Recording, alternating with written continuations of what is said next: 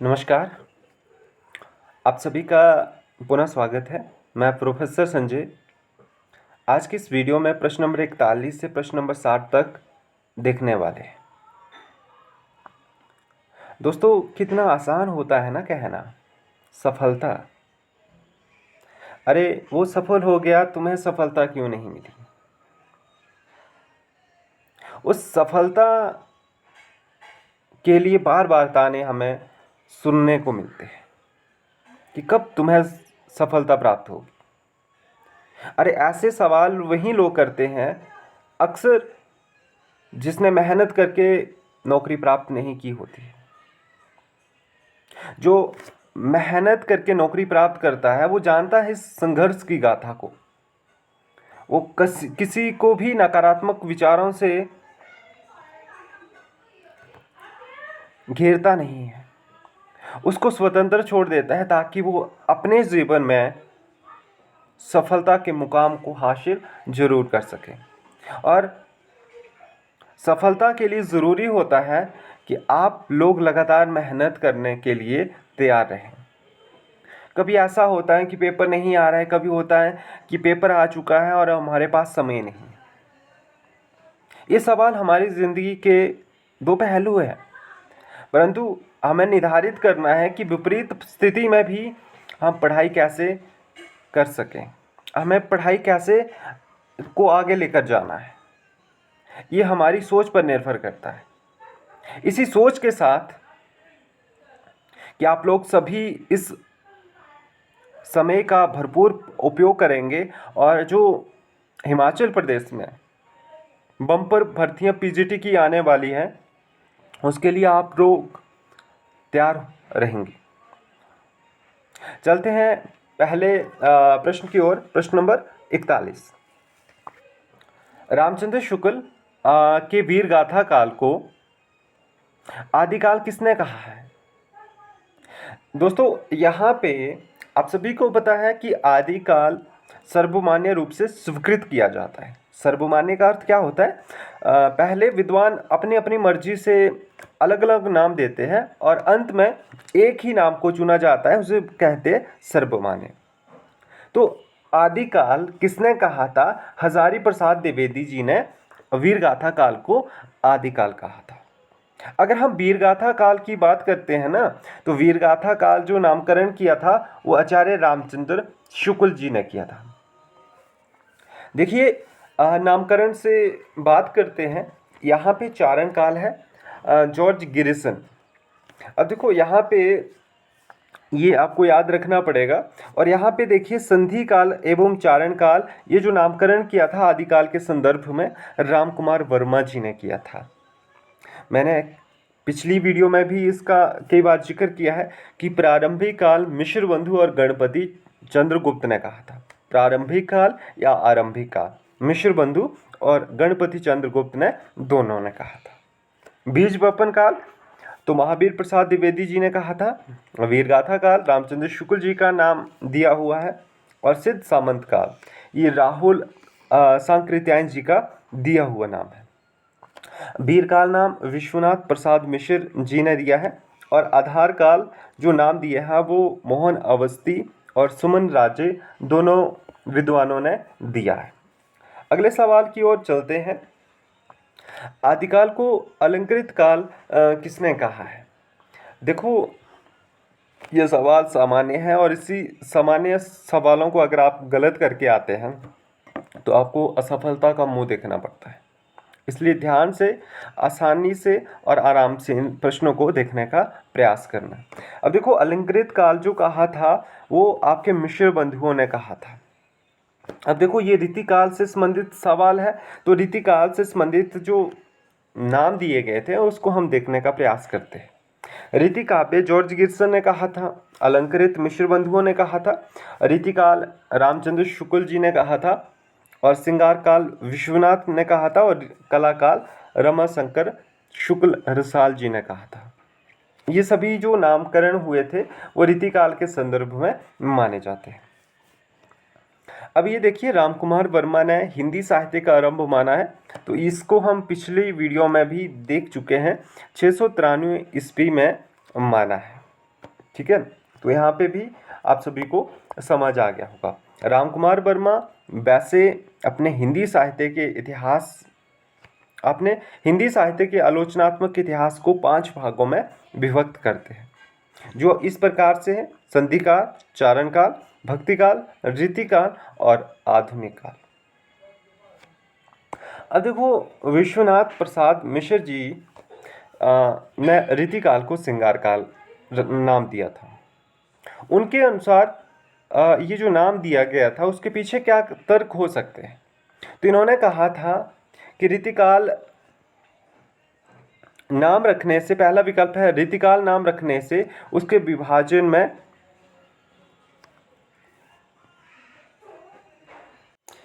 कबंध हो जाता है, जो मार्ग है वो बंद हो जाता है कि रीतिकाल अगर नाम रख दिया जाता है।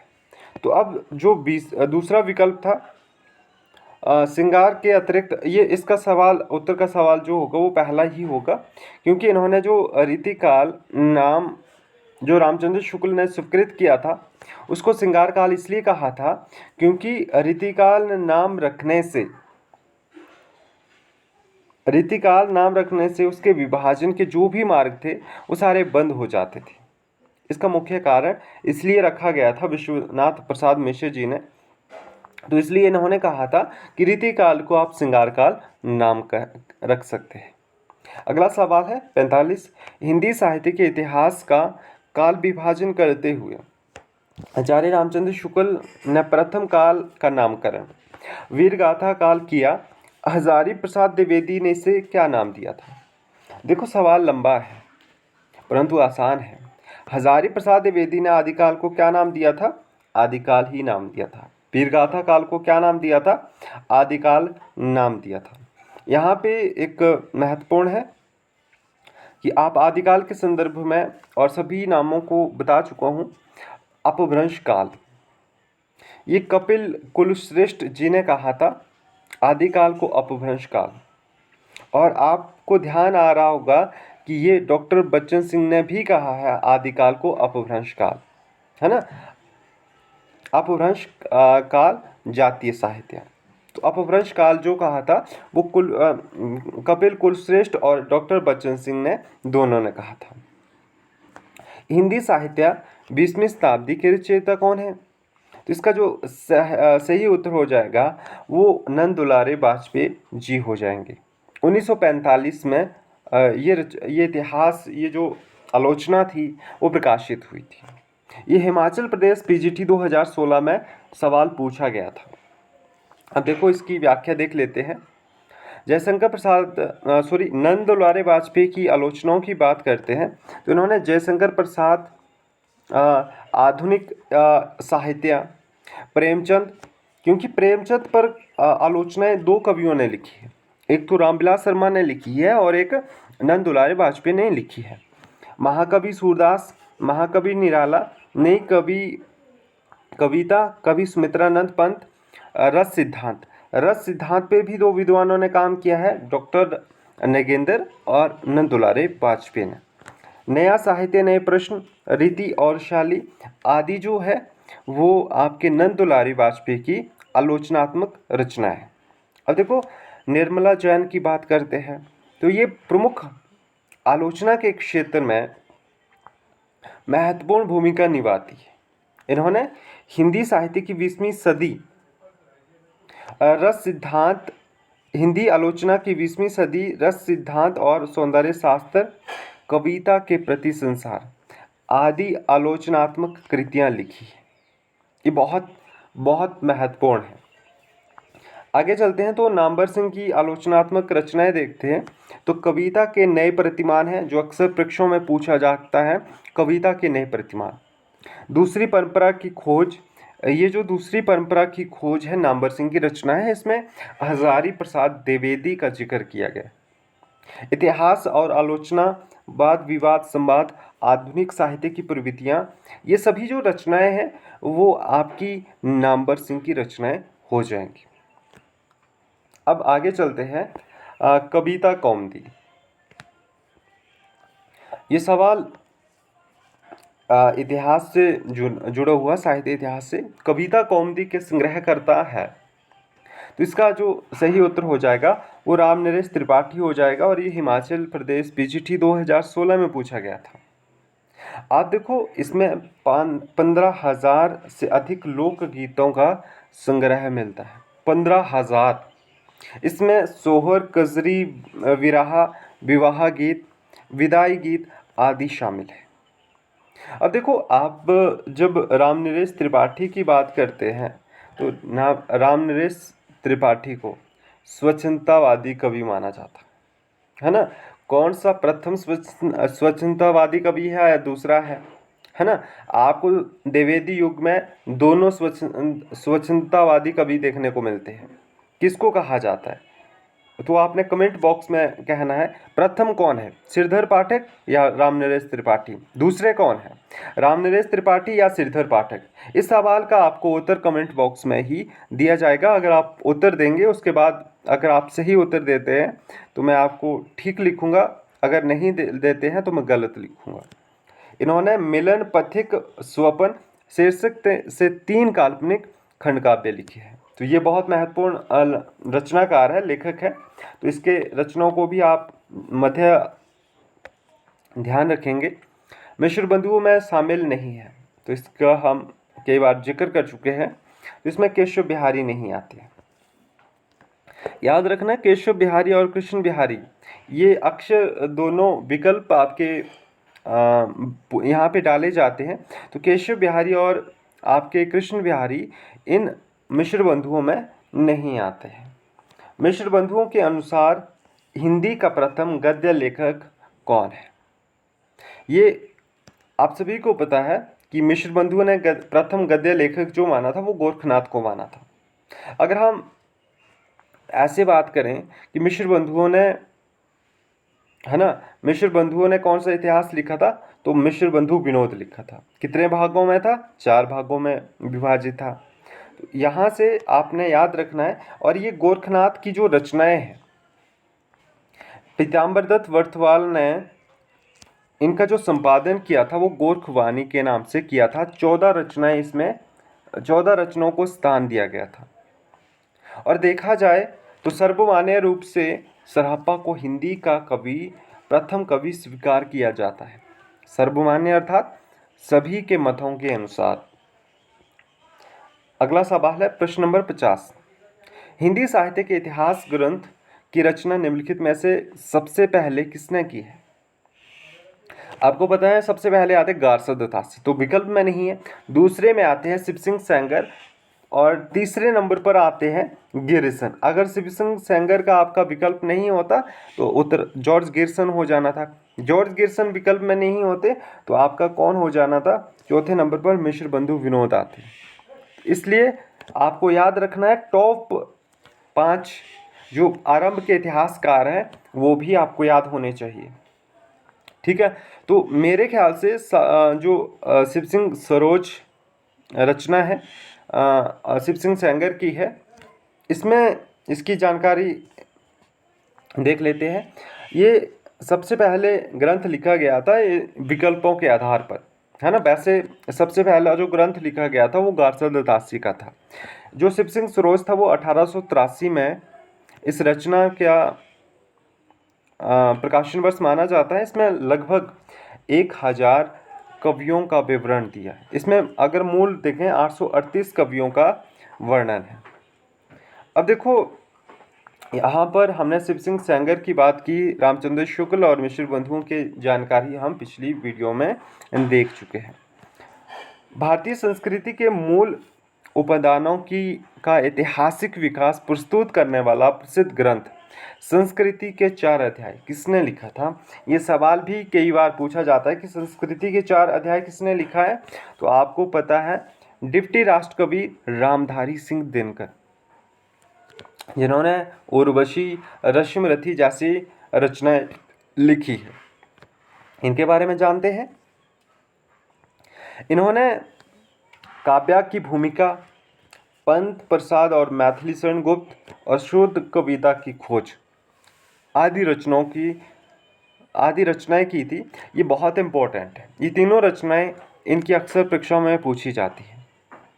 अब देखो रामविलास शर्मा के ग्रंथ की बात करते हैं तो प्रेमचंद, भारतेंदु युग, निराला, प्रकृति और परंपरा, प्रगतिशील साहित्य की समस्याएं, हिंदी जाति का साहित्य, भारतीय सौंदर्य बोध और तुलसीदास इनकी आलोचनात्मक रचनाएं। अब देखो जयशंकर प्रसाद की बात करें तो इन्होंने एक कहा था, धारणा दी थी जो अक्सर परीक्षाओं में पूछी जाती है कि काव्य आत्मा की संकल्पनात्मक अनुभूति है। तो ये है ना एलटी में भी पूछी जा चुकी है। तो जयशंकर प्रसाद का ये कथन है। शांति प्रिय द्विवेदी, इनकी जो रचना है कवि और काव्य है, साहित्यिक है, जीवन यात्रा है, संचारणी है, युग और साहित्य है, स्मायकी है, धरातल है, साकल्य है, वृत्त और विकास है। दोस्तों इसको अगर मैं ट्रिक में बांधने लग पड़ा ना बहुत समय लग जाएगा। अगर आप लोगों का निवेदन आता है कि किस कवि, सर ये बहुत सारा लंबा कवि है और हम इसको ट्रिक में नहीं बांध पा रहे हैं, तो है ना उस कवि पर मैं विशेष रूप से वीडियो बनाऊंगा और उसको याद करने के लिए आपको आसानी होगी, है ना। जो पहले पढ़ते थे मुझसे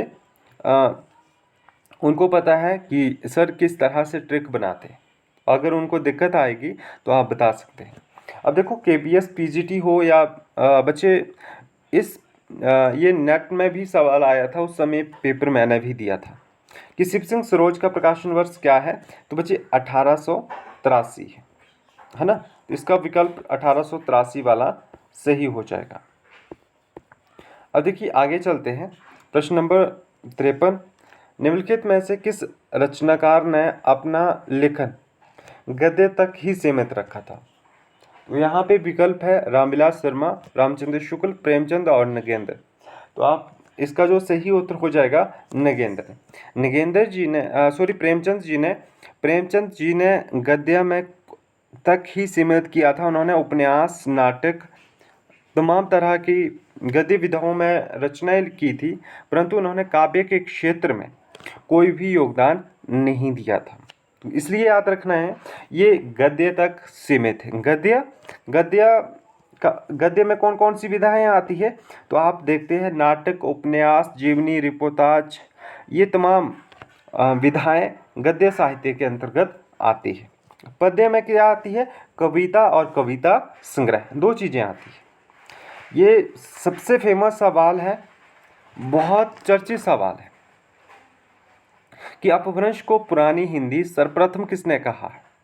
तो चंद्रधर शर्मा गुलेरी जी ने कहा था। पुरानी हिंदी याद रखिए और गुलेरी को याद रखिए, सबसे पहले इन्होंने कहा था। इनकी जो कहानी इनकी कहानियाँ भी लिखी थी, 3 कहानियाँ लिखी थी, उसने कहा था, है ना। तो ये सबसे ज़्यादा फेमस है। सुखमय जीवन, बुद्धू का कांटा, ये भी उनकी कहानियाँ हैं। और उनके निबंधों की बात करते हैं, कछुआधर, महर्षि मोहि कुठाब, ये इनके प्रमुख निबंध माने जाते हैं। अगला सवाल है, रामचंद्र शुक्ल ने हिंदी साहित्य का आरंभ कब से माना है। तो संवत 1050 से लेकर, है ना, रामचंद्र शुक्ल जी ने हिंदी साहित्य का क्या माना था, आरंभ माना था। अब देखो रामचंद्र शुक्ल ने हिंदी साहित्य का आरंभ संवत 1050 से माना है। शुक्ल जी ने हिंदी साहित्य के इतिहास के 900 वर्षों को 4 भागों में विभाजित कर उनका समुचित नामकरण किया है। ठीक है, 4 भाग ये इस प्रकार से है, वीरगाथा, भक्तिकाल, रीतिकाल और गद्यकाल। ये आपके यूजीसी नेट में सवाल पूछा गया था आज। अब जो परीक्षाएं हैं, मूलभूत ये जो परीक्षाएं हैं वो आपके रट्टा पद्धति को ख़त्म कर देते हैं। आप किताबों को कितना समझते हैं उस पर ज़्यादा आश्रित है। जैसे पुराना चावल ही बड़े आदमियों के खाने योग्य समझा जाता है, वैसे ही अपने समय में कुछ पुरानी पड़ी हुई परंपरा के गौरव से युक्त भाषा ही पुस्तक रचने वालों के व्यवहार योग्य समझी जाती है थी। रामचंद्र शुक्ल का उपयुक्त कथन हिंदी साहित्य के इतिहास के आदिकाल के किस प्रकरण में है। तो आदिकाल को 4 प्रकरणों में विभाजित किया जाता है, इतना आप सभी को पता है। ये विद्यापति के संदर्भ में कहा गया है और विद्यापति और अमीर खुसरो प्रकरण 4 में आते हैं। तो ये जो सवाल हो जाएगा इस तरह से आपको याद रखना पड़ेगा। प्रश्न नंबर 57, रामचंद्र शुक्ल ने वीरगाथा काल की सीमा क्या मानी है? तो वीरगाथा काल की आपको पता है 1050 इसमें गलत है। मैक्सिमम अगर आप 1050 को माइनस करोगे 57 तो आपके पास 93 आएगा, 993। यहाँ पे कोई भी नहीं विकल्प है, 993। तो यहाँ से ये प्रश्न ही गलत है। देखिए मूल रूप से यहाँ पे क्या है, यहाँ पे देखो 993 से है ना मानी जाती है। अगला देखते हैं, हिंदी शब्द सागर संपादित ग्रंथ है, बहुत बहुत इम्पोर्टेंट है।